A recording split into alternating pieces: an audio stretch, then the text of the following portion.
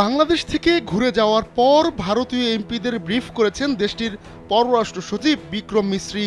বুধবার বিকেলে ভারতের পররাষ্ট্র মন্ত্রণালয় সংক্রান্ত পার্লামেন্টের স্থায়ী কমিটির সঙ্গে বৈঠকে দেশটির সংসদ সদস্যদের বিভিন্ন প্রশ্নের উত্তর দেন তিনি। গেল সোমবার ঢাকা সফরে আসেন বিক্রম মিশ্রি। ওই দিন তিনি বাংলাদেশের পররাষ্ট্র মন্ত্রণালয়ের সঙ্গে ফরেন অফিস কনসালটেশনে ভারতীয় প্রতিনিধি দলের নেতৃত্ব দেন। মিশ্রি অন্তর্বর্তী সরকারের প্রধান উপদেষ্টা ডক্টর মোহাম্মদ ইউনুস ও পররাষ্ট্র উপদেষ্টা তৌহিদ হোসেনের সঙ্গে বৈঠক করেন। এরপরই ওই বৈঠকের বিস্তারিত নিয়ে বুধবার ভারতীয় এমপিদের বিভিন্ন প্রশ্নের জবাব দেন তিনি।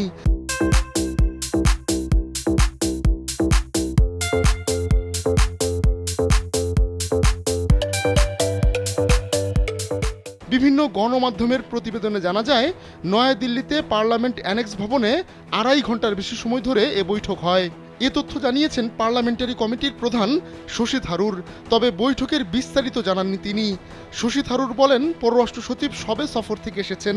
তিনি এ সম্পর্কে পুঙ্খানুপুঙ্খ ব্রিফ করেছেন। সফর নিয়ে গুরুত্বপূর্ণ যত প্রশ্ন করা সম্ভব এমপিরা সেগুলো জানতে চেয়েছেন।